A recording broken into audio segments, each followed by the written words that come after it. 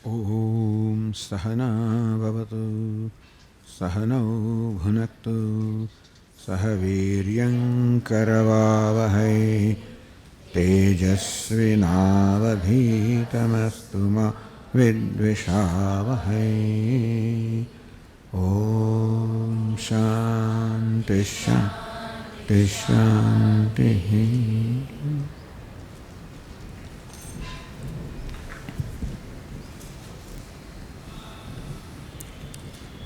भगवत गीता में भगवान पुरुषार्थ का उपदेश कर रहे हैं।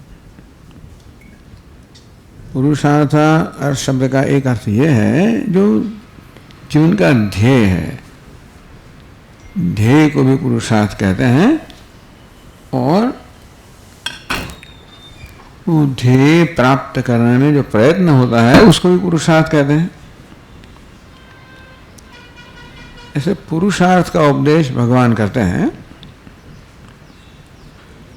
पहले हम जो प्रयत्न है उसकी बात करेंगे। अर्जुन को ये पुरुषार्थ प्रयत्न का उपदेश दिया गया। आप सबको पता है कि प्रारंभ में ही अर्जुन ने अपने धनुष्य बाण का त्याग कर दिया। एवं उक्त्वा संख्ये रथोपस्थोपाविशत् विसृज्य सशरम चापम शोक संविग्न मानस। ऐसा कह के अर्जुन बहुत शोक संविग्न शोक मग्न हो गया और भगवान को कहने लगा, भगवान मैं तो खड़ा भी नहीं रह सकता हूँ, हमारा गांडीव धनुष भी हमारे हाथ में से निकल रहा है और युद्ध करने का हम कोई प्रयोजन नहीं देखते हैं। ऐसा नहीं अर्जुन को युद्ध नहीं करना है, ऐसा नहीं कि अर्जुन भयभीत हो गया है, लेकिन युद्ध रूपी कर्म करने का प्रयोजन, उसका क्या प्रयोजन है, क्यों करना चाहिए। हमारे मन में भी कभी भी प्रश्न उठते हैं कि ये कर्म क्यों करना चाहिए। हमको कुछ कहता है क्यों करना चाहिए। हमको जो करना है उससे हमको कोई लाभ नहीं है तो हम क्यों करेंगे। प्रत्येक व्यक्ति यही देखता है कि इसको करने से मुझे क्या लाभ होगा। तो चलो ये लाभ को पुरुषार्थ कहेंगे। प्रत्येक मनुष्य जो लाभ इच्छता है, सुख इच्छता है, उसको पुरुषार्थ कहेंगे।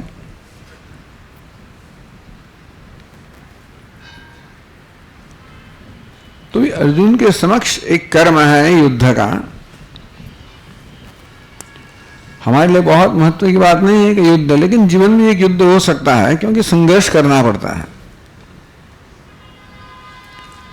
हमको ऐसे परिबलों का सामना करना पड़ता है जहां कभी कभी हमारे ऊपर खतरा भी होता है, कभी कभी आक्रमण होता है, कभी कभी हम डर जाते हैं, बहुत सी चीजें होती हैं।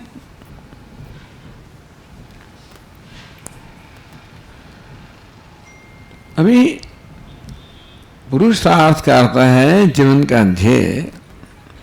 युद्ध करने में अर्जुन को अपनी ध्येय सिद्धि का कोई प्रयोजन नहीं दिखाई पड़ा। ये करने से हमको क्या मिलने वाला है।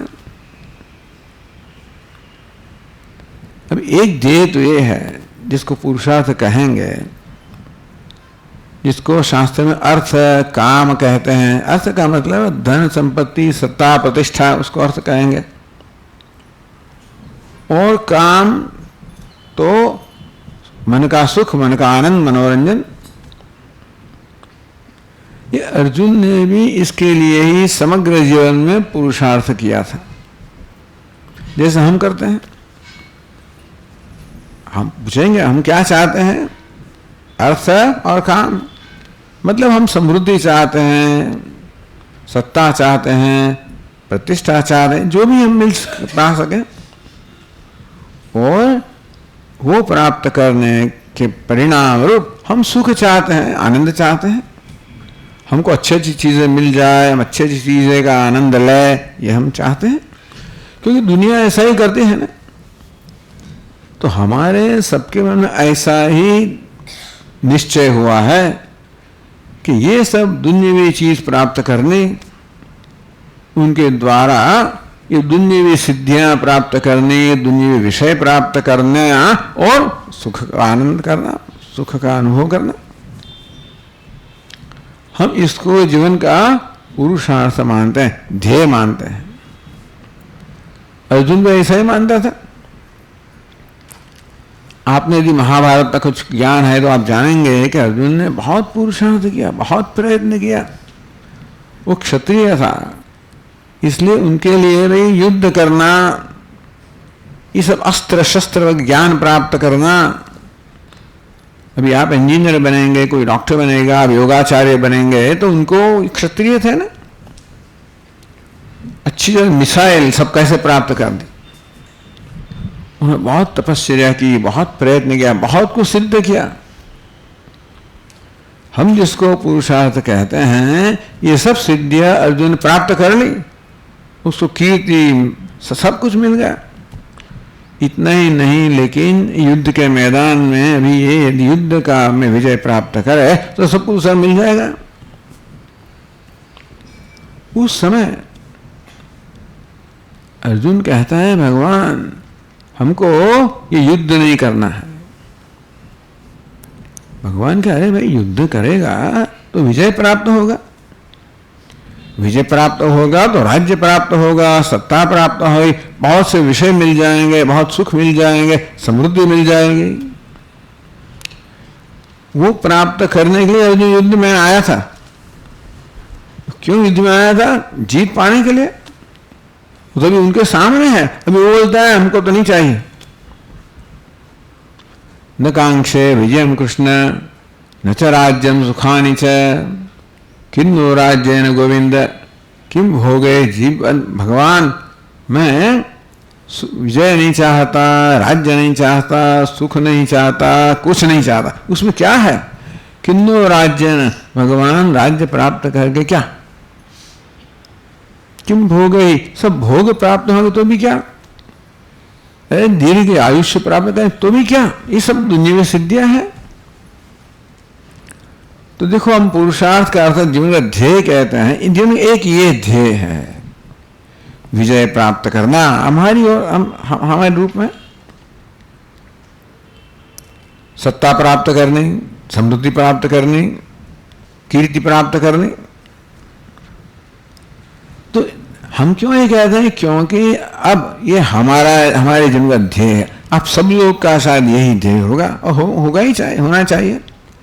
आपकी उम्र है और बहुत महत्वाकांक्षा रखती हैं और रखते हैं, तो इस ऐसी महत्वाकांक्षा है, अच्छी बात है।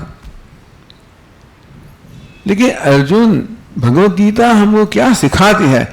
ऐसा नहीं सिखाती है कि जीवन में समृद्धि नहीं होनी चाहिए, ऐसा नहीं सिखाती है कीर्ति सत्ता समृद्धि नहीं होनी चाहिए, ऐसा नहीं सिखाते। ऐसा लोग समझते हैं, वेदांत ऐसा ही सिखाता है।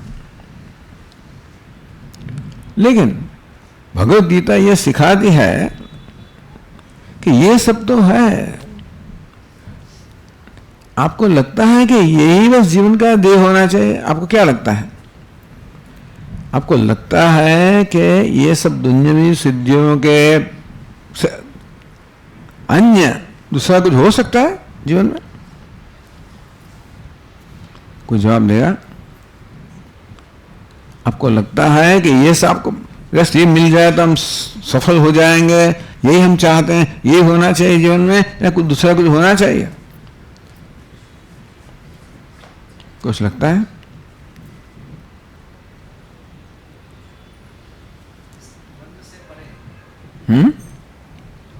हम तो विद्यार्थियों को पूछते हैं, भाई हमको ये महानुभाव को नहीं पूछते हैं, आपको भी नहीं पूछते हैं, तो सब विद्वान है, हम तो ये भी विद्वान है, इसलिए उनको पूछते हैं।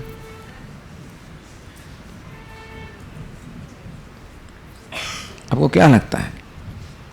ये सब इम्पर्मानेंट है, कुछ ऐसा परमानेंट होना चाहिए जिसमें रहे। वाह भाई, ये तो बहुत बड़ी बात कर दी।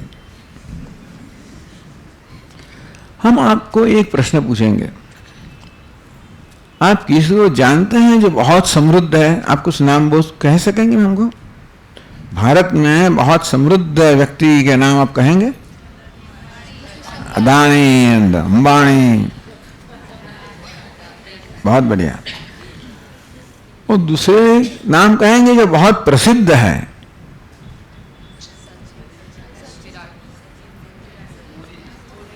चलो, मोदी जी, और ऐसे कोई सो प्रसिद्धि है, सत्ता है, समृद्धि है। चलो, आप यदि वो बन गए, आपका तो ये ड्रीम होगा कि हम ऐसा कुछ बनेंगे,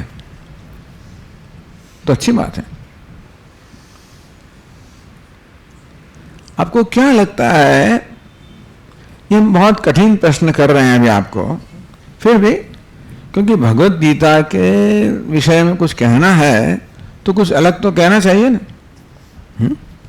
कुछ नया तो आपको सीखना है। ये सब प्राप्त हो जाए, आपको लगता है कि जीवन में बस हम कृतकृत्य हो जाएंगे, सफल हो जाएंगे, सब कुछ मिल जाएगा, कुछ बचेगा नहीं, ऐसा लगता है आपको? आपको लगता है कि हम नाम नहीं देना चाहते, लेकिन अदानी जो भी है, आपको लगता है कि वो संतुष्ट लोग हैं कि नई नई चीजें ग्रैब किया ही करते हैं? जिसको सत्ता प्राप्त हो संतुष्ट लगता है कि दूसरी ज्यादा सत्ता चाहिए, उसको बिठाओ। आपको क्या लगता है ये मन की स्थिति क्या है? ज्यादा पाने की इच्छा है? जो हमसे ज्यादा पा गए हैं उनसे हम ईर्ष्या करते हैं, हाँ? उससे हम आगे बढ़ना चाहते हैं? तो चलो आप बढ़े, लेकिन ये मन की स्थिति कैसी है? जिस मन में ईर्ष्या है, जिस मन में असंतोष है, लगता है हम ऐसा आक्षेप किसी को नहीं कर रहे, वो तो सब बच्चे बड़े, लेकिन यदि कोई जिसमें मन में बहुत सी चीजों पर असंतोष है, ईर्ष्या है, तो ऐसा लगता है कि वो लोग ऐसा बनना चाहे, अब ईर्ष्यालु बनना चाहेंगे, असंतुष्ट बनना चाहेंगे, अब क्या बनना चाहेंगे? आप भी कुछ कह सकते हैं? ये तो क्या लगता है आपको, क्या क्या होना चाहिए, क्या बनना चाहिए? ईर्ष्या होनी चाहिए, स्पर्धा होनी चाहिए, अशांति होनी चाहिए, क्या होना चाहिए जीवन में?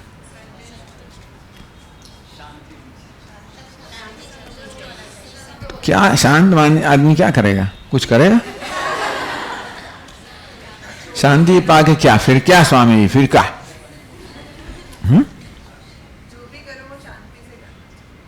शांति से करो, को शांति के लिए करो।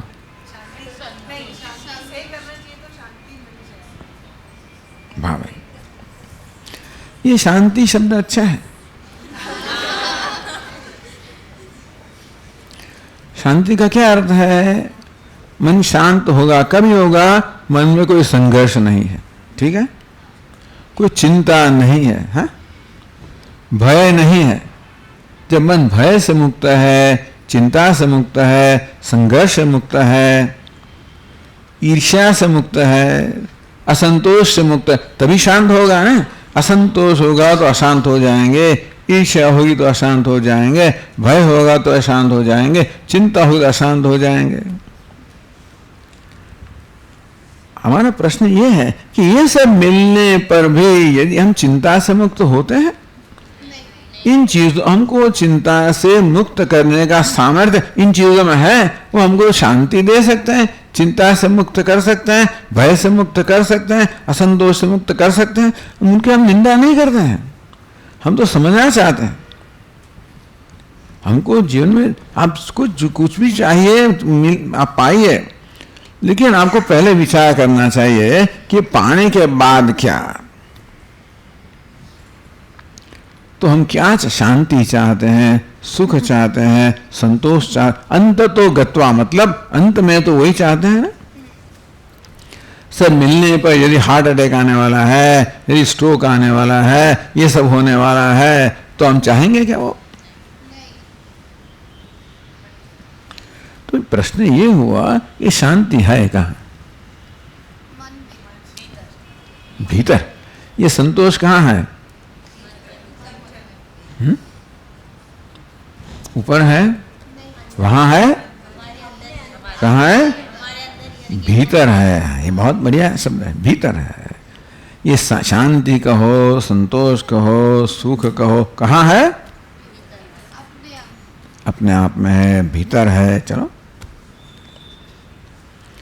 तो ये बाहर की चीज जो है वो हमको ये भीतर की चीज दे पाएगी? ये बाहर का अस वैभव देगी, कंफर्ट देगी, सब मिलेगा। बहुत बढ़िया मकान मिलेगा, बढ़िया मोटर कार मिलेगी, मिलना ही चाहिए आपको। हम नहीं कह, आपको मिलना चाहिए, हम देखना चाहेंगे आप सब लोगों को भाई सफल। तो ये तो सब मिलना अच्छी बात है, ये पर्याप्त नहीं है, सफिशिएंट पर्याप्त नहीं है, क्योंकि हमको वो तो चाहिए, साथ साथ में क्या चाहिए? चिंता से, भय से, अशांति से मुक्ति भी दोनों चाहिए ना। हमको बाहर की कंफर्ट भी चाहिए और आंतरिक शांति भी चाहिए। तो ये ध्यान में रखना चाहिए। जब हम बाहर की चीजें पाने के लिए प्रयत्न करते हैं, जरूर प्रयत्न कीजिए, लेकिन साथ साथ में ये भी ध्यान में रखना चाहिए कि उसके साथ हमको आंतरिक शांति भी चाहिए, प्रसन्नता भी चाहिए, संतोष भी चाहिए, सुख भी चाहिए। ठीक है? तो यदि वो सब पाने के कारण हमको अशांति मिल जाए तो हमको वो नहीं चाहिए। लेकिन भगवद गीता ये सिखाता है, वो सब भी आप पाइए। लोग मानते हैं भगवद गीता का मतलब त्याग छोड़ दीजिए, लेकिन कुछ जगह भगवान यही बात की है कि समृद्धि कैसे पाना। परस्परम भावयन्त श्रेयः परम अवाप्स्यथ। भगवान कहते हैं आप श्रेय प्राप्त कीजिए, समृद्धि प्राप्त कीजिए। वो कैसे प्राप्त होगी? ये श्रेय है, समृद्धि, शांति है, संतोष है जो आप चाहते हैं, वो कैसे प्राप्त होगा? बाहर से प्राप्त। तो जो बाहर की चीज करते हैं वो तो करना ही है, वो कैसे करनी चाहिए जिसके कारण वो भी मिले और शांति भी। हमको दोनों चाहिए। ठीक है ना? हमको वो भी चाहिए और ये भी चाहिए। भगवान कहते हैं कि वो आप चाहते हैं तो ठीक है, वो सब चीजें प्राप्त करने का प्रयत्न किस रीत से करना चाहिए जिसके परिणाम रूप वो अंदर की चीज भी मिले। समझ में आया ना? बाहर की सब समृद्धि, प्रतिष्ठा वगैरह कैसे प्राप्त करना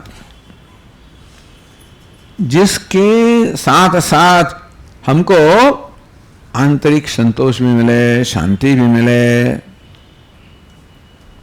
ऐसा हो सकता है? ऐसा देखते हैं कभी? हम तो देखते हैं सब लोग अशांत है, चिंतित है, ये है, ये सब पाने पर भी इससे तो मुक्त नहीं होते। तो हमको ये पाना तो है, लेकिन उससे भी मुक्त होना है। आप समझ में आया आपको? ये सब पाना है, जो भी मिलेगा, साथ में हमको क्या चाहिए? चिंता से मुक्ति, भय से मुक्ति, ईर्ष्या से मुक्ति, दुख से मुक्ति। हमको प्रसन्नता चाहिए। ठीक है ना? तो उसका मार्ग भगवान दिखाते हैं। भगवान अर्जुन को क्या दिखाते हैं? उसका ध्यान विश्व के प्रति अर्जुन का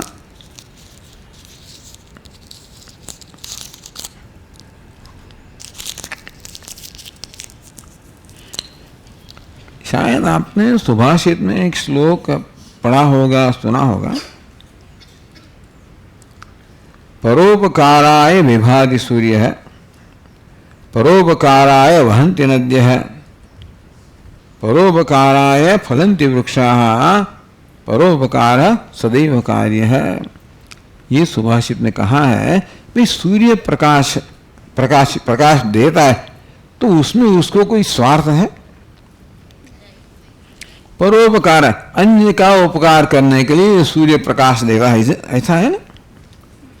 वृक्षा, ये वृक्ष जो वृक्ष में जो फल आते हैं वो वृक्ष खाते हैं क्या? किसके लिए है? अन्य के लिए। ये गाय दूध अपना दूध पीती है?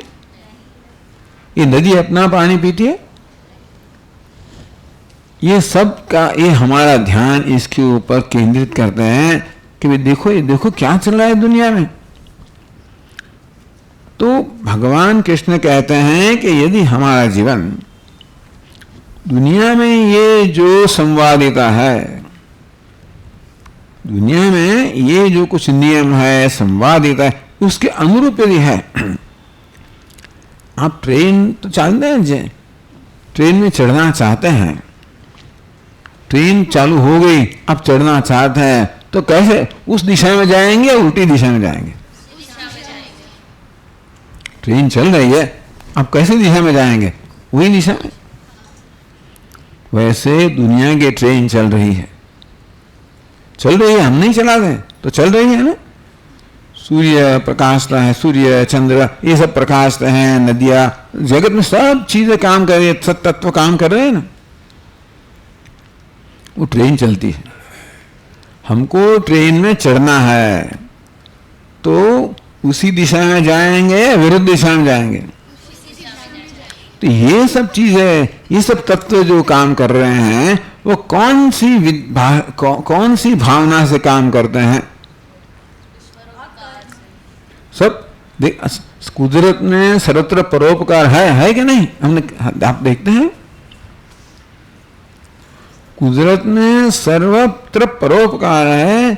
वहां क्या कहां भी कुछ अप्रामाणिकता नहीं है, कुछ दंभ नहीं है, कुछ झूठ नहीं है का? कुत्ता होगा तो कुत्ता की तरह से बसेगा ना, वो कुछ बिल्ली की तरह म्याऊं म्याऊं नहीं करेगा। प्रत्येक चीज अपने स्वभाव के अनुसार वर्तन करती है, ठीक है ना। हम ऐसा नहीं है। हमको तो मुख में राम बगल में छुरी सुना है हमने। दंभ कहाँ है? एक मनुष्य में क्या है? दंभ।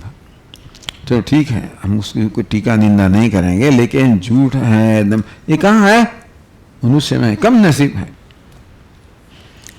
भगवान कहते हैं कि हमको उनके जैसा होना है, हमको भैंस गाय नहीं बनना है, उसके जैसा बनना है। ये पवन है, पानी है, बादल है, हमें ऐसा नहीं बनना, लेकिन वो जैसे बर्ताव करते हैं ऐसा हमको करना है। वो सब जगह परोपकार है। बादल भी परोपकार, सूर्य भी परोपकार करता है। तो सूर्य क्या करता है बैठा बैठा, आपको पता है ना? सूर्य किरण से क्या होता है? सूर्य की गर्मी से पानी गर्म होगा तो क्या होगा? बाष्पीभवन। फिर उसमें से क्या होगा? उससे क्या होगा? कहाँ आएगी? हम जहां है वहां तो सूरज क्या गर्म करता है? कहाँ का पानी? समुद्र का। वो तो कितना कहाँ दूर है? ये पानी का, समुद्र के पानी का स्वाद कैसा है? और हमको जो बादल पानी देते हैं वो कैसा है?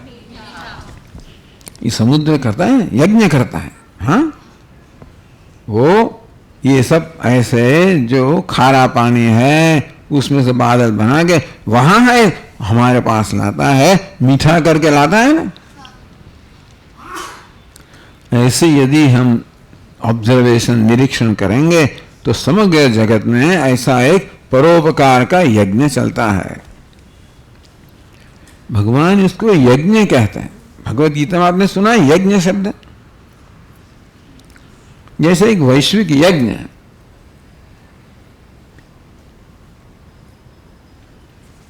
मैंने खबर में आई था, ये सब लोग यहाँ क्या देखते हैं? फिर कुछ चल रहा है। हम यहाँ बैठे हैं, उसको छोड़ के वो शायद ज्यादा इंटरेस्टिंग है।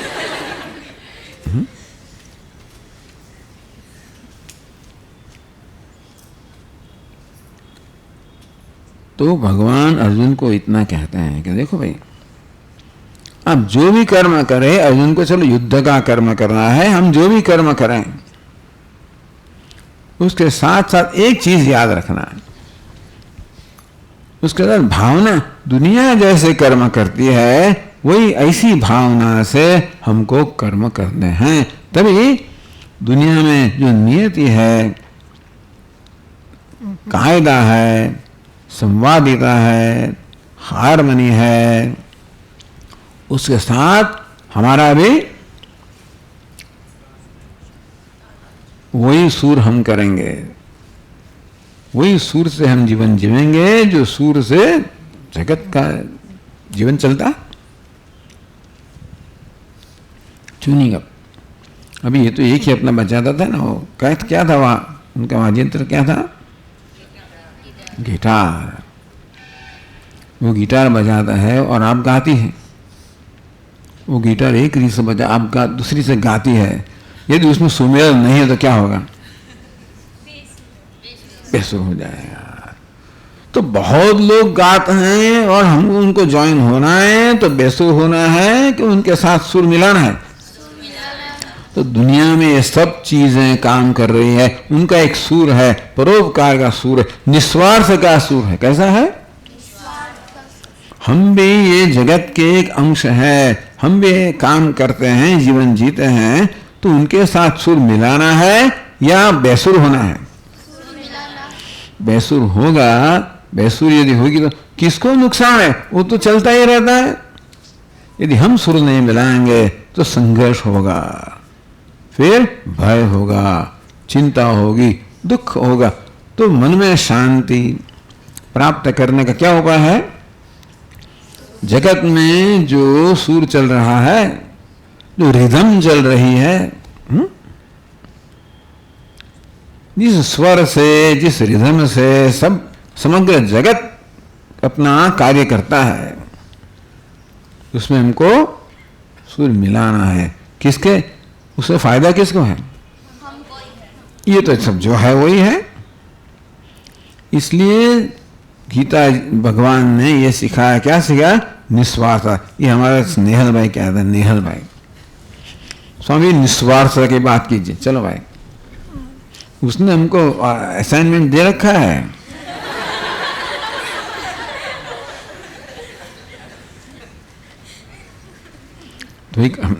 तो हमको करना चाहिए ना, उनके साथ मेल होना चाहिए ना। हाँ? तो निस्वार्थता का सूर जगत में सर्वत्र विद्यमान है।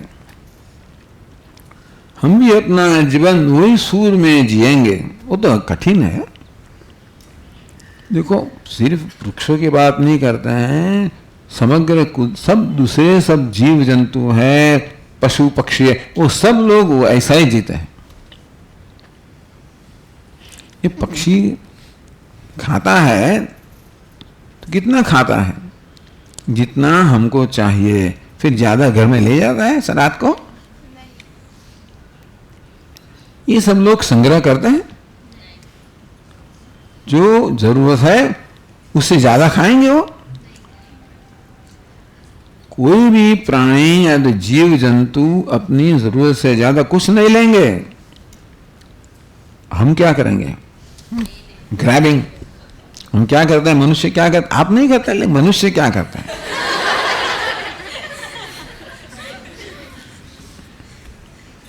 इसको ग्रैबिंग कहते हैं। इंग्लिश में क्या कहते हैं? ग्रैब। तो उसे ज्यादा मिलता है। ग्रैबिंग में जितने स्मार्ट आप होंगे ना, आप ज्यादा पाएंगे। साथ में क्या आएगा? संघर्ष आएगा, क्योंकि हमने वो जो सूर है ना, उसका अतिक्रमण किया है ना। तो ग्रैबिंग से मिलेगा तो साथ में क्या आएगा? संघर्ष भी आएगा। फिर इसके साथ वो ग्रैब करेगा, हम क्या करें? भय भी आएगा, चिंता भी आएगी। तो हमको लेना तो है, लेकिन ग्रैबिंग स्पिरिट से नहीं लेना है। कौन? Giving spirit. दो चीज है, ग्रैब कीजिए या giving. So become a grabber और ए गिवर। ये बोलना अच्छा है, अब याद रखना। अभी सब जवाब दे देते हैं और बहुत आनंद है ये जवाब सुनने से। और आपसे जवाब चाहते हैं क्योंकि आपको याद रहेगा हम क्या बोले थे उस समय। हम नहीं कहते हैं कि ऐसा ही आप करना शुरू कर दीजिए, फिर भी आप इसको मन में रखिए। चलो भी सारा दिन स्वामी जी हम ऐसे निस्वार्थ बन जाएंगे, लोग हम तो लूट लेंगे, ऐसा आप कहते हैं हम देना चालू करेंगे, लोग ले ही लेंगे, हम क्या करेंगे। तो ऐसी चिंता हमको होती है।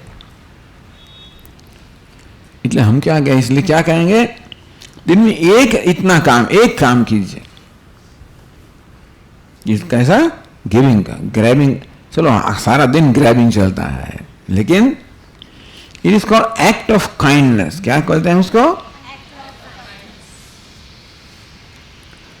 अपने जीवन में काइंडनेस, दया, करुणा, काइंडनेस, तो जितनी मात्रा में हम ये ला सकते हैं, भगवान ने हमको जो भी कुछ दिया है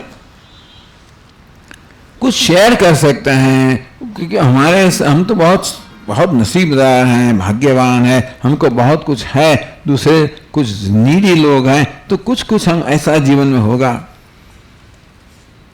कि धीरे धीरे हमारा जीवन वो ग्रैबिंग के बजाय धीरे धीरे गिविंग का हो जाए। धीरे धीरे जितना गिविंग है उतना क्या है, जितनी निस्वार्थता है उतना क्या है, आंतरिक शांति है, संतोष है, सुख है। उसको हम पुरुषार्थ कहें, वो अंतिम ध्येय है। ये सब साधन है, अंतिम ध्येय क्या है? आंतरिक शांति, संतोष, प्रसन्नता, आनंद, प्रेम। देखो बात तो ये है ना कि आपके हृदय के अंदर सब कुछ भरा पड़ा है। आप प्रेम कहो, करुणा कहो, शांति कहो, सुख कहो, वो कोई बाहर लेने की जरूरत नहीं है, आपके अंदर है। उसको हम क्या ना आविर्भाव करना, जो है उसका आविर्भाव करना है। तो एक बहुत महत्वपूर्ण चीज भगवत गीता सिखाती है। निष्काम कर्म कहो, निस्वार्थ कर्म योग कहो, ऐसी भांति कर्म करेंगे तो कर्म योग हो जाएगा। आप कौन सी यूनिवर्सिटी है? Yoga university. नकुलिस तो अच्छी बात है, लेकिन कैसी यूनिवर्सिटी? योगा सीखने का है। तो आप जो ये योग सीखते हैं वो एक स्तर का है। आप आसन सीखते हैं, प्राणायाम सीखते हैं, बहुत बढ़िया चीज है। साथ में दूसरा एक योग है जो भगवत गीता सिखा दे। कौन सा योग है? वो निष्काम कर्म योग। कर्म तो हमको करना ही है, सुबह से शाम तो कुछ हमको करते ही रहते हैं ना। अभी आप कुछ ध्यान देना, आप जो करते हैं कुछ करने की हम नहीं कहते हैं, कुछ ध्यान देना। क्या आप ग्रैबिंग के लिए करते हैं कि गिविंग के लिए? आप दो में से एक अपनी एटीट्यूड होगी। ये कर्म हम किसी के उपयोगी बने उसलिए करते हैं या तो उपयोग करने के लिए करते हैं।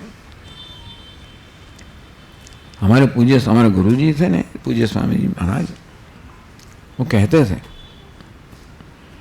When anybody comes before me, वो तो इंग्लिश में बोलते थे, हिंदी तो कुछ हिंदी बोलता हूँ, बोलती हूँ, ये जाति बाती कुछ, बट इंग्लिश में कहते थे, When anybody comes before me, the first thought that arises in my mind is how can I be useful? आप समझे? हमारे गुरु जी कहते थे, कोई भी व्यक्ति हमारे समक्ष उपस्थित होता है तो पहला हमारे मन में क्या ख्याल आता है? मैं कैसे उपयोगी बनूं। ये उपयोगी बनना एक साथ नहीं हो सकता है, लेकिन ऐसी भावना होनी चाहिए, हम कैसे उपयोगी बने। ईश्वर ने हमको जो दिया है वो कैसे हम दूसरों को बांटते, दूसरों की जरूरत पूरी करने के हम कैसे उसका उपयोग कर सकते हैं। आपको लगता है आपको बहुत कुछ मिला है? नहीं स्वामी जी, हमारा तो इतना पगार है, हमको ये है, हमको इतना घर भी नहीं है, अभी तो मोटर कार भी नहीं। हमारा यदि हम पूछे तो क्या नहीं है, उसका बहुत लंबा लिस्ट है ना। एक गरीब आदमी एक बार एक महात्मा के पास गया, महाराज मेरे पास कुछ नहीं है। तो महाराज पूछते हैं, देखो आपके 2 हाथ है, हमको एक दे दीजिए। 2 है ना, हम आपको 10 लाख रुपया देंगे। नहीं, वो तो नहीं दे सकता। 2 पांव है आपके पास, एक दे दीजिए, हम 20 लाख रुपया देंगे। ना, वो तो नहीं दे सकते। 2 आंखें, एक दे दीजिए, 30 लाख रुपए नहीं, वो तो नहीं दे सकते।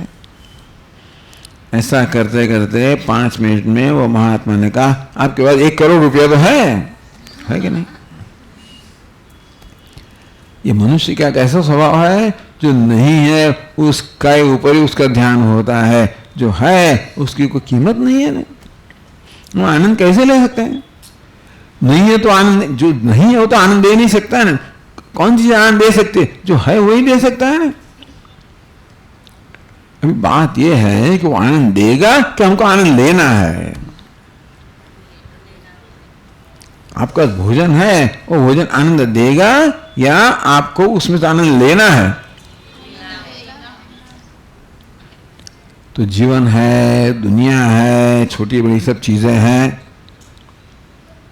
कैसे जीवन जीना चाहिए? उसमें अगर आनंद मिले, कैसे भगवान कहते हैं कि निस्वार्थ भावना है, यज्ञ की भावना है, उपकार करने की भावना है, तो क्या होगा? उसमें से आनंद मिले। मतलब चीज का आनंद कैसे लेना, कर्म का आनंद कैसे लेना? संबंध का, चलो अब मित्र है, आपका माँ है, माता जी है, पिता है, भाई है, मित्र, बहुत सब संबंध है ना। उसका आनंद कैसे लेना? ग्रैबिंग क्या गिविंग? वो प्रेम लेने की वस्तु है या देने की वस्तु? आपको क्या लगता है? सब बोलते तो हैं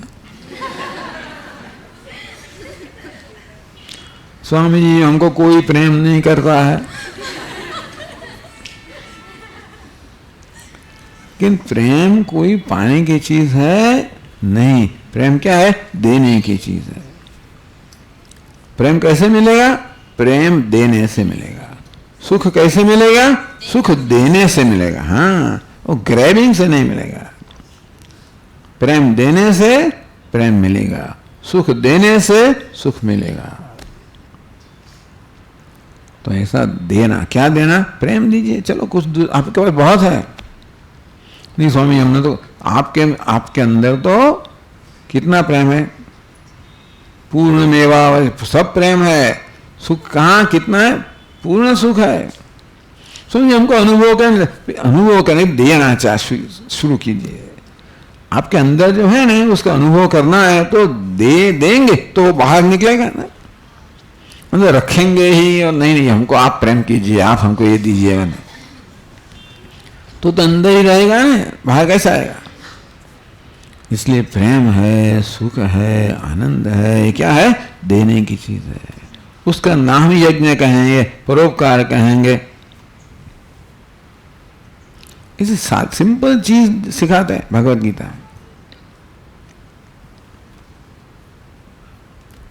तो निस्वार्थता कहो, प्रदान करना कहो, यज्ञ कहो, परोपकार कहो।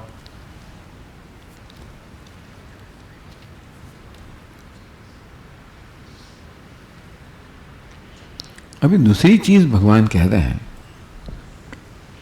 ये भी हमको अपने हर रोज के जीवन में बहुत उपयोगी है। हम कुछ न कुछ किया करते हैं, तो आप यदि कुछ कर्म करती है, किसके लिए करेगी? सुख के लिए कि दुख के लिए? तो सफलता के लिए कि निष्फलता के लिए?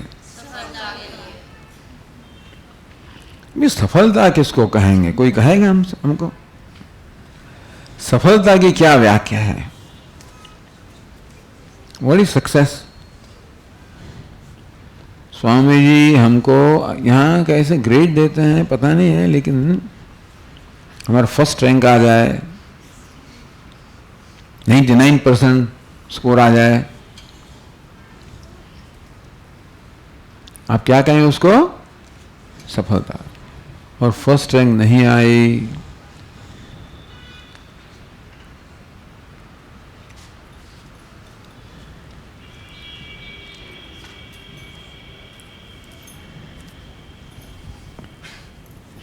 See, to bring all these children here, ये बात तो ठीक नहीं है, because it becomes a distraction. वो तो सुनेगा नहीं, वो तो उसके पीछे ही है, लेकिन वो हम बस सबको प्रेम करते हैं, लेकिन सब जगह का एक स्थान है, सबका स्थान है, कौन कहाँ होना चाहिए, ऐसे बीच में आना, ऐसा करना, ये कुछ शिस्त डिसिप्लिन होनी चाहिए। भारत में उसकी बहुत कमी है। हम जो करते हैं उससे दूसरों के ऊपर क्या असर होगी हम तो सोचते नहीं, हम जो करना है वो करते हैं, ठीक है ना।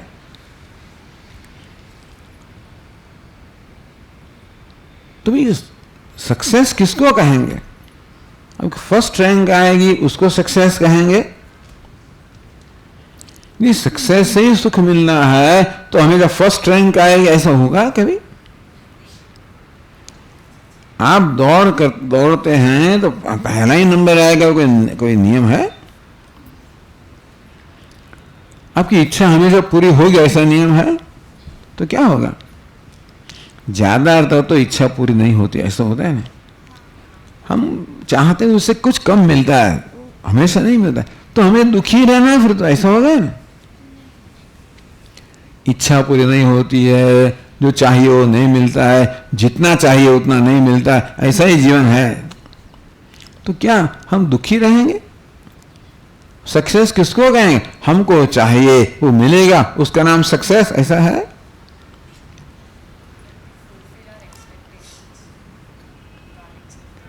टू फुलफिल अवर एक्सपेक्टेशन, हमारा एक्सपेक्टेशन है, अपेक्षा है, इच्छा है, वो पूरी है हो जाए तो हम सफल हो जाएंगे। कौन पूरी करेगा? दुनिया पूरी करेगी। अभी देखो एक बहुत अच्छी बात अपनी एक्सपेक्टेशन, हमको एक्सपेक्टेशन है कि आप कुछ कीजिए तो हम सफल हो जाए। हमको एक्सपेक्टेशन में क्या हुआ? हम आपसे कुछ चाहते हैं, ऐसा हुआ ना। अपेक्षा, एक्सपेक्टेशन का मतलब क्या हुआ? हम अभी ये निर्णय कौन करेगा? हम करेंगे कि आप करेंगे? हम तो चाहते हैं आपसे कुछ, हमारी चाह पूरी होगी, इसका निर्णय आप करेंगे हम करेंगे? हम चाहते हैं कि सब डिसिप्लिन ऐसा बैठो, हमारे सामने देखो, इधर मत देखो, ये सब अपेक्षा रखेंगे हम? रखते तो हैं, बोलते नहीं है।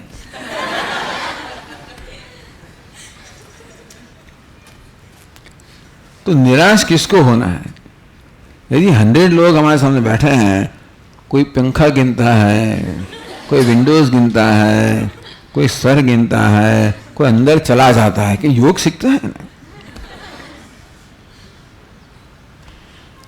इसमें से कितने लोग हमारे सामने देखते हैं? यदि हम गिनती करेंगे तो हमको क्या सफलता मिलेगी? अब क्या मिलेगा?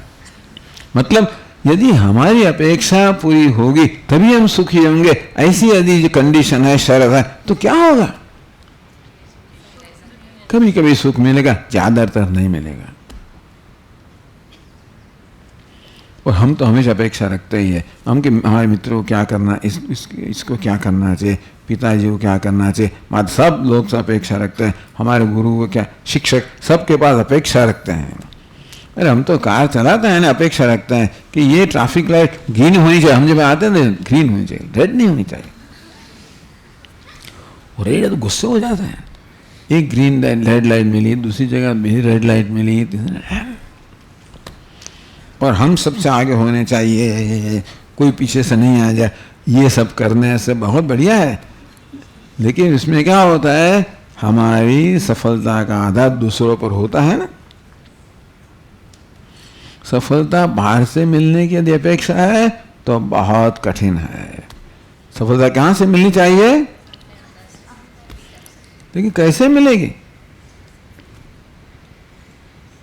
अभी देखो, बहुत बड़ी चीज हम आपको कहते हैं, सुनिए, समझिए। भगवान अर्जुन को कहते हैं, युद्ध शुरू करने से पहले आपके मन में ये चीज स्थिर कीजिए। दूसरे अध्याय में एक श्लोक है, सुख दुखे समय कृत्वा लाभा लाभो जया जयो ततो युद्धा युजस्व नैवं पापम अवाप्स्यसि। ये अर्जुन, तुम युद्ध करो उसके पहले मन में ये निश्चय करो। आप सफलता के युद्ध करते हैं कि युद्ध करने के लिए युद्ध करते हैं? भगवान कहते हैं यदि आप सक्सेस के लिए युद्ध करेंगे तो युद्ध में बहुत अनीति होगी। कुछ भी करने में हमको सक्सेस मिलनी चाहिए तो सक्सेस महत्व हो जाए, फिर उसका साध्य सक्सेस साधन जो है उसका बहुत कॉम्प्रोमाइज होता है ना। मीन्स एंड साधन साध्य। भगवान कहते हैं तुम साधन के ऊपर ध्यान रखो, साध्य, ऐसा गीता में कहते हैं आप साधन के ऊपर ध्यान रखो। कर्म साधन है, प्रामाणिकता से करना है, अच्छी तरह से करना है, ये साधन, उसके ऊपर ध्यान रखो। बोल स्वामी जी हमको चाहिए वो नहीं मिलेगा। आपको क्या चाहिए? आपको वो नहीं चाहिए, आपको तो आनंद संतोष है, वो करने से संतोष मिलेगा। मतलब ऐसा कर्म करने से कर्म ही संतोष दे रहा है। भगवान क्या सिखाते हैं? संतोष सबको चाहिए। हम क्या चाहते हैं? हम कर्म करें, उसके परिणाम हमको मिले, उससे हमको संतोष होगा। भगवान कहते हैं कि ऐसी जरूरत नहीं है, आप कर्म में से आनंद लीजिए। ऐसा हो सकता है? स्वामी ये पढ़ना है, ये रटना है, ये करना है, परीक्षा देनी है, इसमें क्या आनंद आता है? पढ़ने में क्या आनंद है?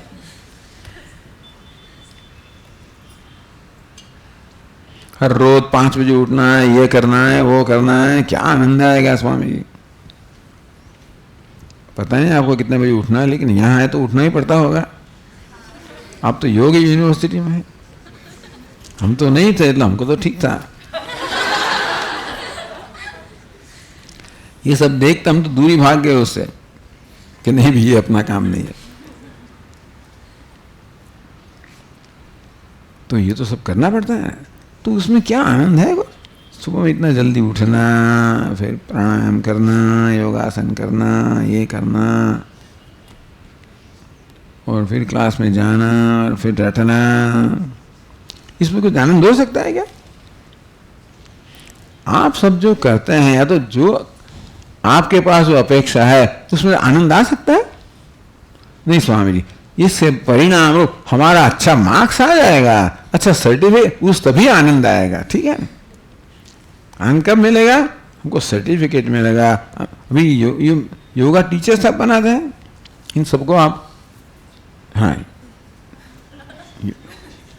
योग टीचर, हाँ, हम बस वो हम बन जाए, सर्टिफिकेट मिल जाए, तभी आनंद होगा। कितने साल का कोर्स है? 4 साल का। 4 साल हम ऐसा करेंगे और उसके बाद सर्टिफिकेट मिलेगा, तभी आनंद होगा। 4 साल तक क्या होगा? श्रम होगा, पसीना होगा, श्रम होगा, परिश्रम होगा, दुख होगा, फिर मिलेगा तो अच्छी बात है। तो ये तो क्या बात है? ये क्या जीवन जीने की रीत है?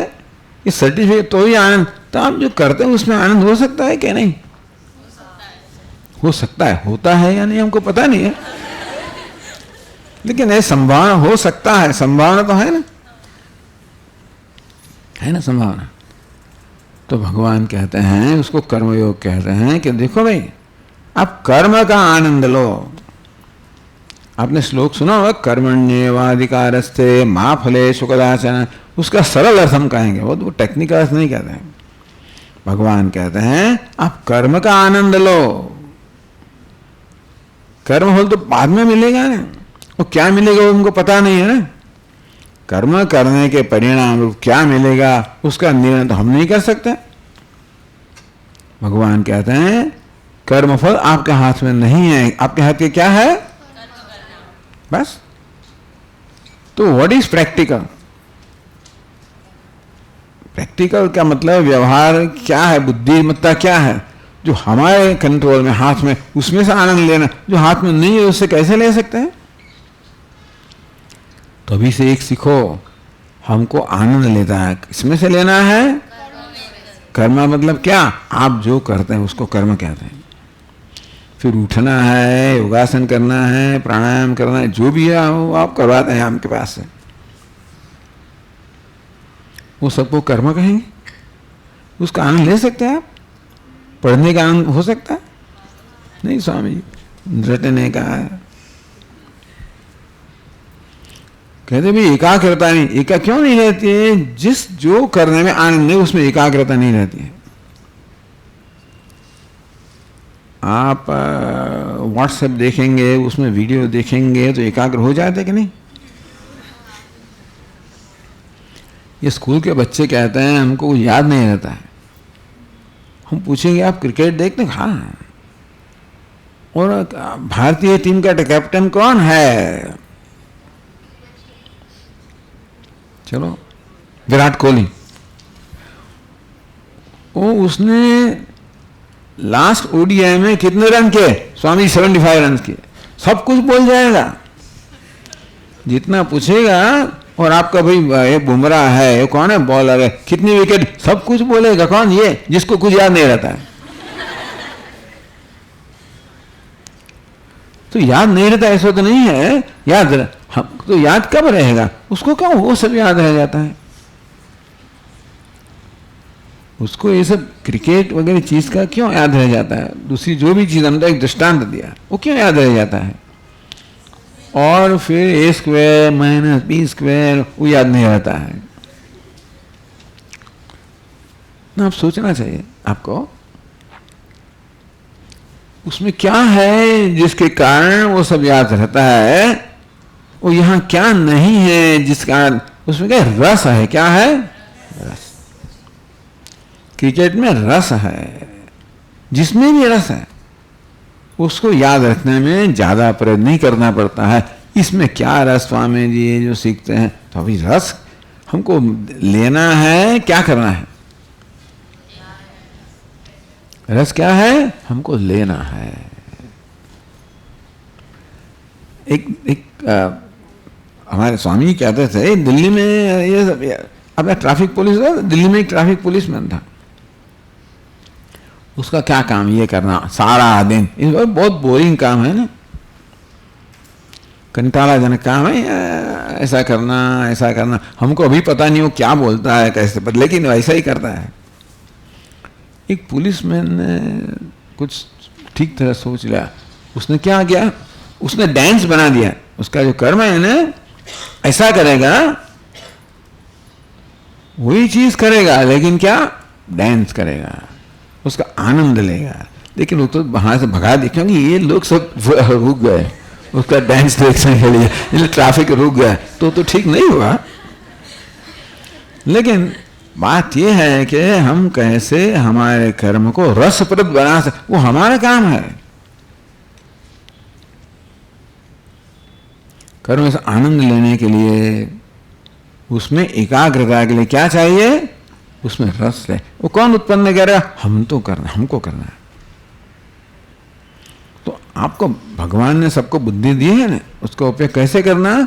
हमको जो करना है उसको रसप्रद कैसे बनाए, तभी उसका उनका आनंद कैसे लें।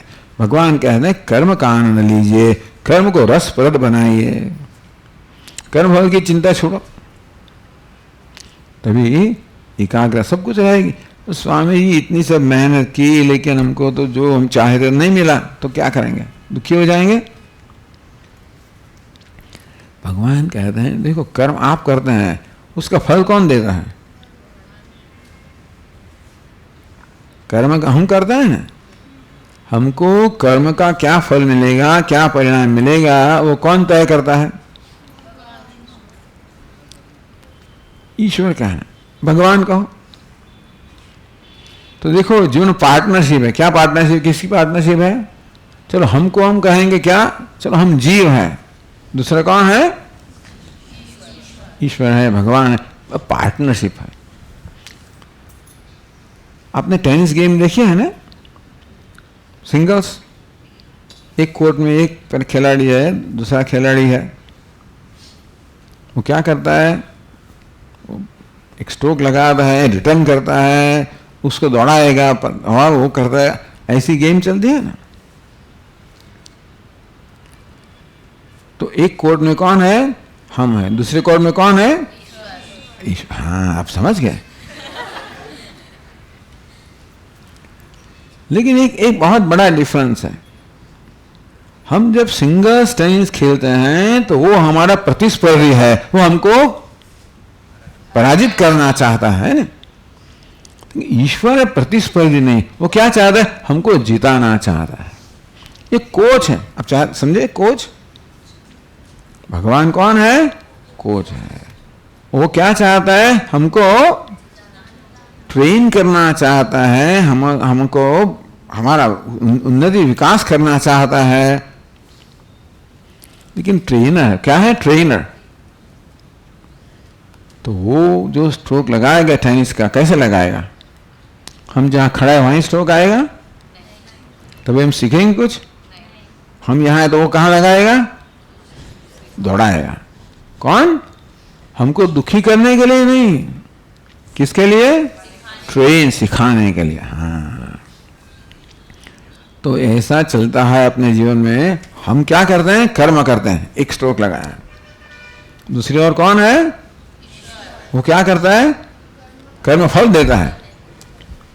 किसके लिए देता है? दुखी करने के लिए?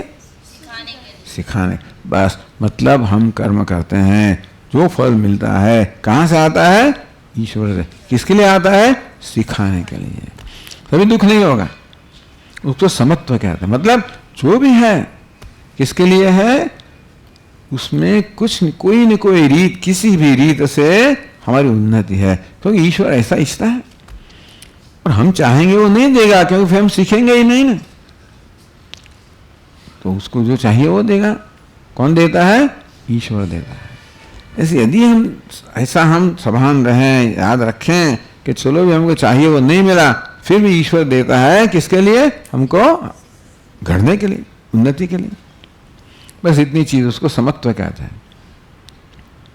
समत्व कहता है जो देता है वो ईश्वर देता है, इसको समत्व कहता है। हम करते हैं निस्वार्थता से करते हैं, रस पाने के लिए करते हैं। और रस है तो एकाग्रता होगी।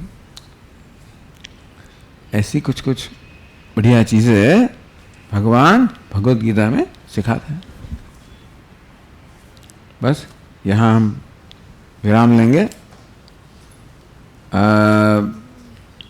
कुछ प्रश्न यदि आपको है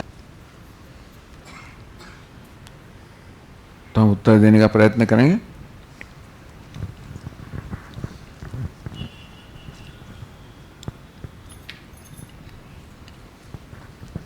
किसी एक को शुरुआत करनी है सर, दूसरे फिर ये पहली बार हमको डर लगता है। स्वामी जी नमस्कार। हम अभी आपने हमें बताया कि चिंता मुक्त होना है, चिंता पर अभी तो इस समय में लोग चिंता से एडिक्ट हो गए हैं। वो रीजंस ढूंढते हैं कि कैसे स्ट्रेस मिले उनको हर जगह से स्ट्रेस ही ढूंढना है। उनको आप उनको खुशी हो ऐसी चीज़ें देते हैं, फिर भी उनमें वो स्ट्रेस ही ढूंढते हैं। तो उस सिचुएशन से कैसे सामना करेंगे? ऐसा कोई नहीं हो सकता है जो स्ट्रेस ढूंढता है, नहीं हो सकता। सब लोग स्ट्रेस से मुक्त होना ही चाहते हैं, लेकिन वो कैसे करना, उसकी यदि कुशलता नहीं है तो मुक्त होने के बदले हम उसको बढ़ाते हैं। ऐसा नहीं लोग स्ट्रेस चाहते हैं, ऐसा नहीं है, लेकिन कैसे विवेक से वर्तन करना, कैसी कुशलता। भगवान कहते हैं योग है कर्मसु कौशलम। तो कुशलता हमने जो भाई अब कहा है, यही कुशलता से जीवन जिएंगे, उसको लिविंग इंटेलिजेंटली, तभी हम स्ट्रेस से मुक्त होंगे। कोई स्ट्रेस नहीं चाहता है, लेकिन स्ट्रेस से मुक्त होने की प्रक्रिया में ज़्यादा स्ट्रेस इन्वाइट करते हैं। because living not intelligently, living foolishly.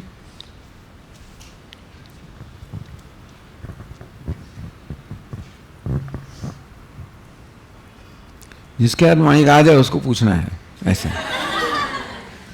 Swami ji, आपने निष्काम कर्म के बारे में बताया, बट अगर हम, जैसे कि मैं आज का एग्जांपल देती हूँ कि हम सुबह आए, ये डेकोरेशन और सब किया, तो वो निष्काम कर्म कहा जाता है, वो गिविंग है या ग्रैबिंग है? अभी आपने डेकोरेशन किया, सब लोग आए चले गए, किसी ने ध्यान भी नहीं दिया, कोई बोला भी नहीं डेकोरेशन कैसा है, ये स्वामी जी ऐसा, लोगों को कुछ कीमत नहीं है, हम इतना करते हैं, कोई इसकी कीमत नहीं करते हैं, होता है ना ये। That part is grabbing. ये अपेक्षा जो है ना वो तो होती है, आपको है, सब में होती है, हमें भी होती है, लेकिन दुखी करने वाली ये चीज़ है, क्या है? अपेक्षा। क्योंकि हम जब डेकोरेशन करते थे ना, क्या ध्यान में करते थे? लोग देखेंगे, उसके कैसी प्रशंसा करेंगे, उससे आनंद मिलेगा। लेकिन यदि आपने डेकोरेशन करने में आनंद लिया होता, हम नहीं लेते हैं क्या, लेकिन यदि डेकोरेशन करने में से आनंद लिया होता तो फिर कोई देखेगा नहीं, वो महत्व की बात नहीं रहेगी ना। कोई भगवान कहते हैं कर्म में सब आनंद लीजिए। चलो तो आपको तो आप तो भाग्यवान है कि डेकोरेशन करने का आपको मिला, सबको नहीं मिलता है, हमको कोई नहीं देगा, क्योंकि वो तो डेकोरेट केवल अनडेकोरेट हो जाएगा, इसलिए देगा किसी को जो कुछ कर सकता है। तो आपको सोचना चाहिए कि हम तो चलो भाग्यवान है, भाग्यवती है कि हमको ये करना मिला, हम उसको सेवा का कार्य कैसे बनाएं, सबसे अच्छा कैसे करें, उसमें से कैसे आनंद लें। और यदि कोई कहेगा तो उसको कहते हैं बोनस। बोनस की बात अच्छी है, लेकिन मूल तो मिलना चाहिए ना हमको, वो हमको चाहिए, हमको पाना है। दूसरे लोग बोनस अंग्रेजी में कहते हैं icing on the cake. Cake होती है ना, केक, उसके बाद आइसिंग, तो दूसरों की प्रशंसा आइसिंग है। केक क्या है? हम जो आनंद लेते हैं ना वो केक है।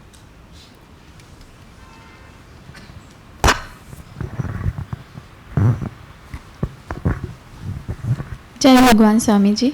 मेरा क्वेश्चन है कि हम बोलते हैं योगे कर्मेषु कौशल्यम, जो हम कर्म करते हैं उसमें हमारा आनंद लेना चाहिए, बट ऐसा होता है कि जैसे कोई जॉब है तो उससे मुझे इनकम बहुत अच्छी हो रही है, मुझे पैसा आ रहा है तो मुझे अच्छा लगता है, बट वो करने में मुझे आनंद नहीं है। कुछ और मेरी हॉबी है, वो मुझे करना बहुत पसंद है, आनंद आता है, बट उसमें उतनी इनकम नहीं है, पैसा नहीं है, तो उसको कैसे करना चाहिए? अभी आपका आनंद हॉबी से मिलता है तो आपको क्या चाहिए, आपको तय करना है जीवन में।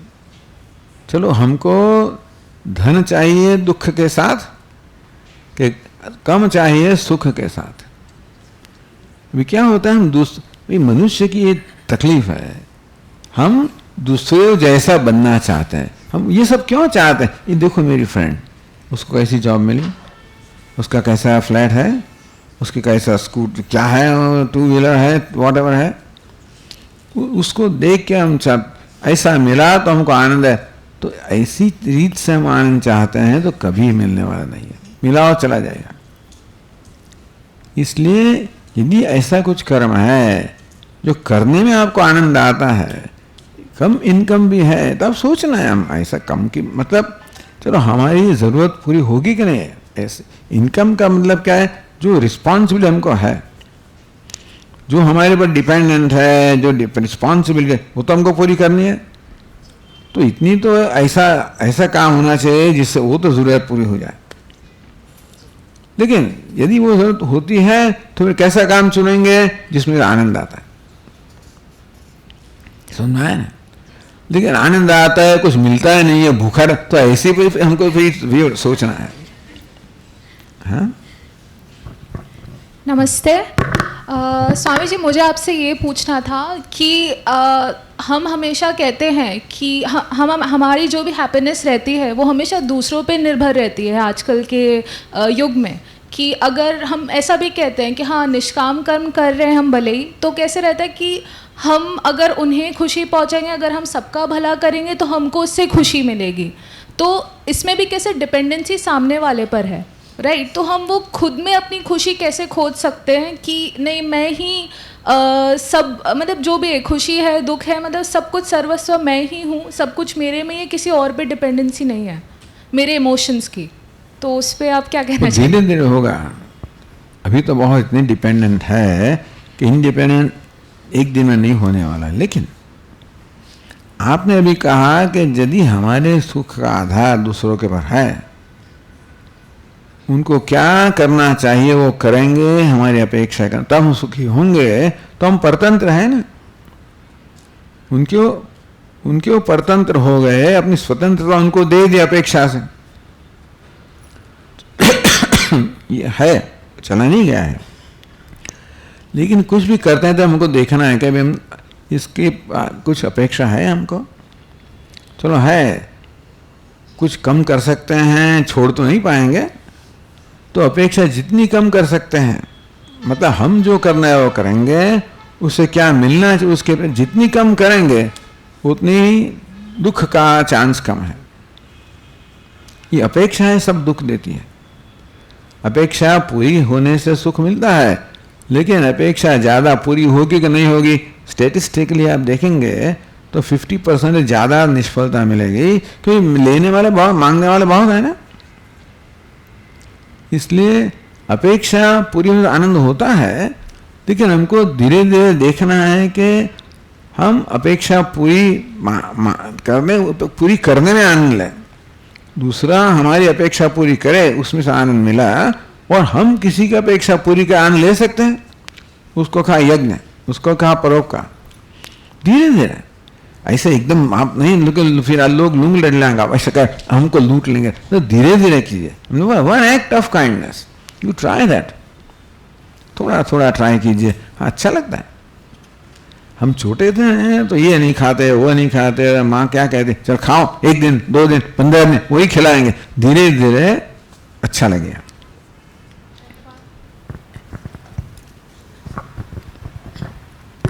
जय भगवान स्वामी जी।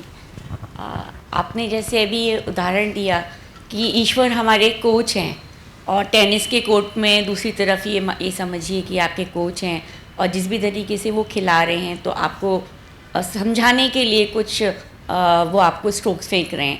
तो टेनिस के कोर्ट में हमें समझ में आता है कि अच्छा ये स्ट्रोक दिया तो हम इसको ऐसे खेलें, लेकिन जीवन के क्षेत्र में अगर हम उतारें तो कई बार जब बहुत संघर्ष मिलता है तो समझना मुश्किल हो जाता है कि ईश्वर आखिर हमें इससे क्या समझाना चाहते हैं, हम इसे कैसे समझें। तो इस बात के बारे में बताइए कि इसको हम कैसे समझें। टेनिस के बारे में भी हम ऐसे ही अपेक्षा रखते हैं कि जो कोच है उसको ऐसा ही स्ट्रोक करना चाहिए जैसे हम रिटर्न कर सकेंगे, तभी तो मुस्तों पे तो निराशा की संभावना है। जीवन में निराशा मिलती है क्योंकि अपेक्षा है। हम चाहते हैं कि हम ये करते हैं तो दुनिया को ये करना चाहिए, उसके परिणाम रूप ऐसा रिवॉर्ड हम हमेशा चाहते हैं। उसमें किसी का कोई गलती नहीं है, ऐसा नहीं कि हम अकेले ही ऐसे हैं, दुनिया सारी ऐसी है। लेकिन दुख देने वाली बात यह है कि करते समय कुछ न कुछ अपेक्षा रहती है, वो अपेक्षा पूरी न होने पर दुख होता है। तो उस कोच से भी अपेक्षा रखेंगे, हम यहाँ खड़े हैं, वहाँ आप स्ट्रोक, वहाँ आप बॉल फेंकिए, तो वो तो नहीं होने वाला है। जीवन में हम चाहते हैं वो होगा, ऐसा तो नियम नहीं है। इसलिए कम जितनी कम चाहना है, जितनी कम अपेक्षा है, वो कम ही होगा। हम कितना हमारा जो करना है, हमको जो करना है उससे कितना आनंद ले सकते हैं, कितनी अपेक्षा अन्य की पूरी कर सकते हैं, उपकार का ये करेंगे तो उसमें से आनंद मिलेगा। कुछ छोटी बात भी करेंगे, कोई किसको कुछ भूख लगी है, एक रोटी दे दी, उसके मुंह पर आप संतोष देखते हैं तो हमको संतोष होता है कि हमने कुछ अच्छा किया। संतोष पाने के लिए कुछ मिलना चाहिए ऐसा नियम नहीं है। संतोष पाने के लिए किसी का संतोष दिया तो हमारे मन में आनंद होता है। चलो भाई, उसको तरस प्यास लगी थी, पानी दे दिया, देखो उसके मुंह में चेहरे पर खुशी है, उसमें से हमको खुशी मिलती है। तो ऐसे ये हम तो सरल दृष्टांत देते हैं, जीवन इतना सरल नहीं है, हम समझते हैं। फिर भी ये दृष्टांत हम देख सकते हैं कि यदि हमारे कर्म से कुछ भी कंफर्ट किसी को मिलती है, कुछ भी लाभ मिलता है, तो हम देखेंगे कि उसको खुश देख के हमको खुशी होती है। छोटी छोटी चीज करना है। हाँ, धन्यवाद। इसका अर्थ है कि तात्पर्य ये हुआ कि हम ये माने कि संघर्ष को हम खेल की तरह से ही ले, हम उससे जो दुख मिल रहा है, जो वो मान रहे हैं, वो ना माने। दुख को अपेक्षा के कारण, संघर्ष के कारण नहीं मिलता है। दुख अपेक्षा पूरी न होने से मिलता है। संघर्ष काम करने से दुख नहीं होता है, फल में से दुख होता है। ये कर्म करने के परिणाम रूप हमको क्या मिलना चाहिए, वो अपेक्षा जो है यदि पूरी न हुई तो दुख होता है।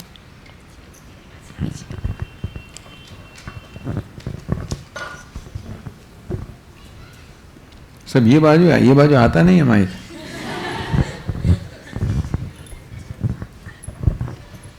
दूसरा माइक है।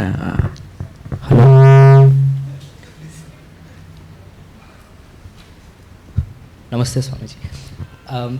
जैसे हम एक जगह से दूसरी जगह जाते हैं, हमें मंजिल पता है, गोल तो पता है, पर रास्ते में जैसे हम रास्ते में जाते हुए बहुत सारे दुकान दिखता है हमें, तो चाय के लिए कुछ नाश्ता के लिए रुका देते हैं, तो वहीं से हमारा कभी कभी मन भटक जाता है और रास्ता गुम हो जाता है।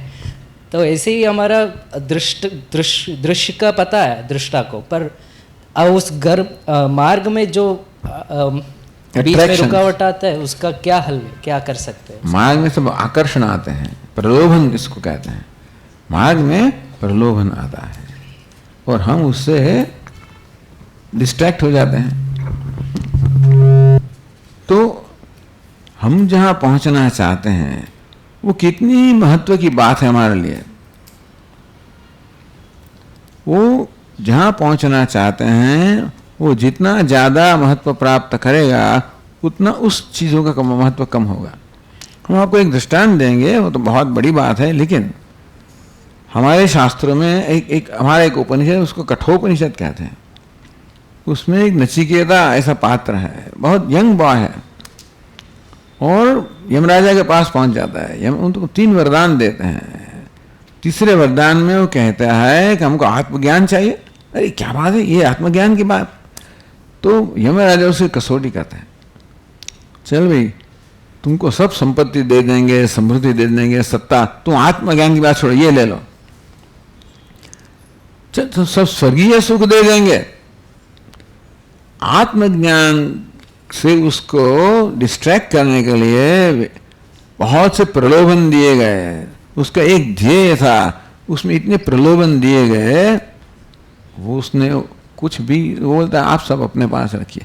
वो तो बहुत बड़ी बात है, लेकिन जो जहाँ हम पहुँच, जो ध्येय है वो हमारे लिए जितनी महत्व रखता है, जितना मूल्यवान है, उतना हम सब प्रलोभन से मुक्त रह सकते हैं। वो मूल्यवान बन जाता है, इसलिए वो बाजू में रह जाता है। हमको याद करना है कुछ करते पहले ये ध्येय क्या है। ये जो करने जाता हूँ वो ध्येय की तरफ ले जाएगा, उल्टी दिशा में ले जाएगा।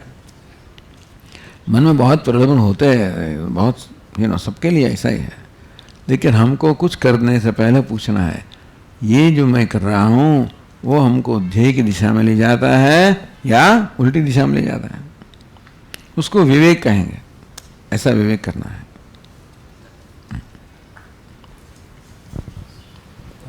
स्वामी जी, जैसे आपने अभी जीव और ईश्वर के बारे में बताया, अंतर बताया उनके बीच में, तो ब्रह्म और ब्रह्मा के बीच में क्या अंतर होगा? चलो, ब्रह्मा जो है ना मैस्कुलिन है, पुल्लिंग है शब्द है, वो ज़्यादातर सर्जक, जगत का सर्जन करने वाला वही ब्रह्म परमात्मा जब जगत का सर्जन करता है तो वही उसको हम ब्रह्मा कहते हैं। पालन करता है उसको हम विष्णु कहते हैं। संहार करता है रुद्र कहते हैं। तो ये इसके एक ही ईश्वर के अलग अलग नाम हैं, वो कैसे कैसे फंक्शन करता है, क्या कार्य करता है। तो वही ब्रह्म को जब सर्जक के रूप में देखते हैं तो ब्रह्म ब्रह्मा कहलाता है। अपने आप सर्जक भी नहीं है, पालक भी नहीं है, ये सब वेश है। वो सर्जक का वेश लेता है तभी वे ब्रह्म जो है ना, वो जैसे अभिनेता है, ब्रह्मा कहलाता है, विष्णु कहलाता है। एक ही सब अलग अलग नाम है, क्या करते हैं उसके उस दृष्टि बिंदु से।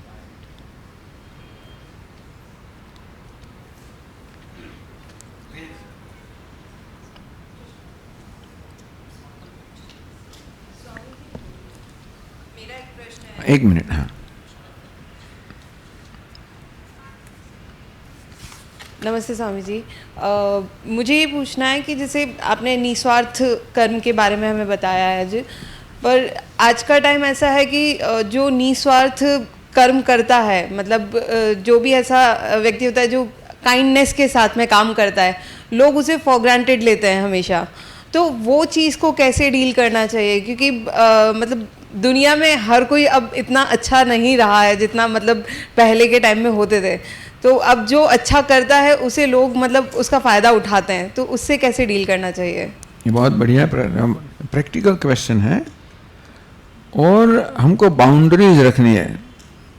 आप मर्यादा समझते हैं? बाउंड्री, सब ये चीज़ों की मूल्यों की बाउंड्री होती है। मतलब आप